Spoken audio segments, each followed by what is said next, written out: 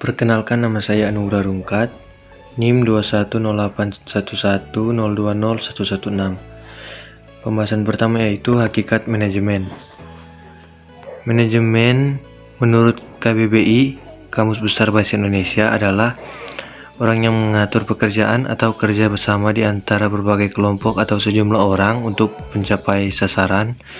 Orang yang berwenang untuk bertanggung jawab, membuat rencana, mengatur, memimpin, dan mengendalikan pelaksanaannya untuk mencapai sasaran tertentu.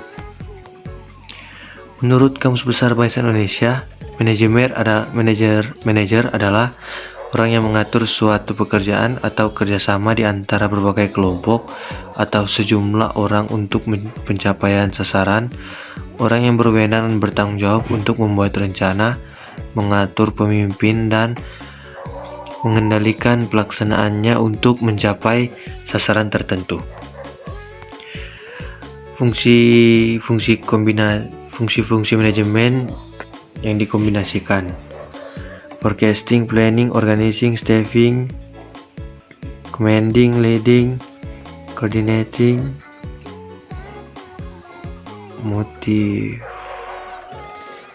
motivating atau pendorongan kegiatan, controlling, reporting.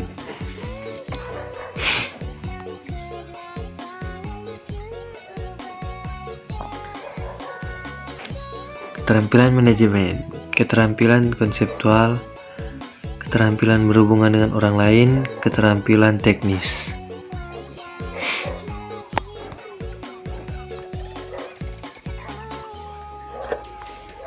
Pembahasan yang kedua yaitu perkembangan pemikiran manajemen.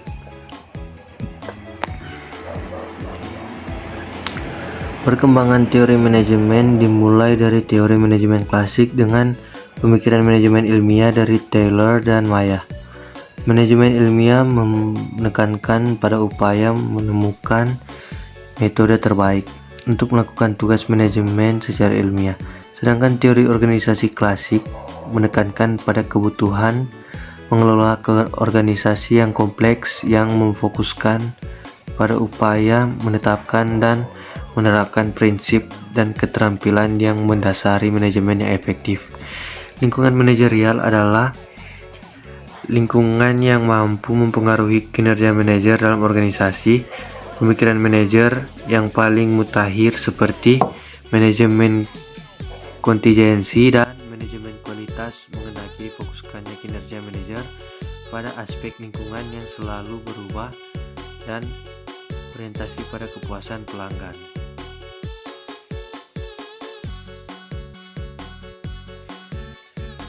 Sekarang kita masuk pada pembahasan yang ketiga, yaitu pemecahan masalah dan pengambilan keputusan. Pengertian pemecahan masalah: kuliah dalam RAID 2000 mengemukakan pemecahan masalah berarti mencari jalan keluar dari sebuah kesulitan, suatu cara keluar dari rintangan, mencapai suatu tujuan yang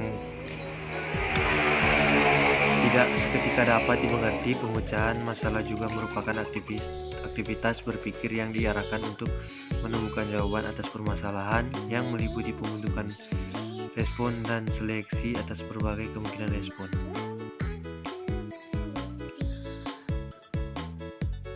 Definisi pengambilan keputusan. Definisi pengambilan keputusan mengandung tiga arti. Pertama, pilihan atas dasar logika atau pertimbangan. Kedua, beberapa alternatif yang harus dipilih untuk menghasilkan satu pilihan terbaik.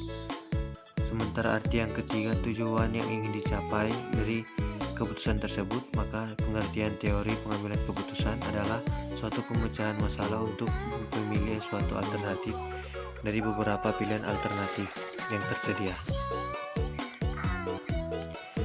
Langkah-langkah menguraikan proses pengambilan keputusan: identifikasi keputusan, kumpulkan informasi, identifikasi alternatif potensial, analisis semua bukti, pilih opsi, ambil tindakan. Jenis-jenis pengambilan keputusan: keputusan strategis, keputusan administratif, keputusan operasional. Kita masuk pada pembahasan yang keempat. Perencanaan. Perencanaan atau planning adalah fungsi dasar fundamental manajemen Karena organizing, staffing, directing, dan controlling pun harus terlebih dahulu direncanakan. Perencanaan ini adalah dinamis. Perencanaan ini ditujukan pada masa depan yang penuh dengan ketidakpastian karena adanya perubahan kondisi dan situasi. Hasil perencanaan baru akan diketahui pada masa depan. Agar risiko yang ditanggung itu relatif kecil, hendaknya semua kegiatan, tindakan, dan kebijakan direncanakan terlebih dahulu. Perencanaan ini adalah masalah memilih, artinya memilih tujuan dan cara terbaik untuk mencapai tujuan tersebut dari beberapa alternatif yang ada. Tanpa alternatif, perencanaan pun tidak ada. Perencanaan merupakan kumpulan dari beberapa keputusan.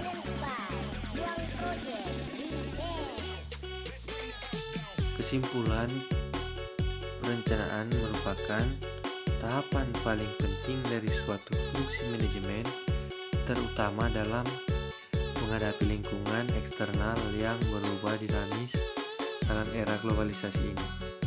Perencanaan harus lebih mengandalkan prosedur yang rasional dan sistematis, bukan hanya dengan firasat atau dugaan. Sebuah tujuan tanpa perencanaan hanya akan menjadi harapan.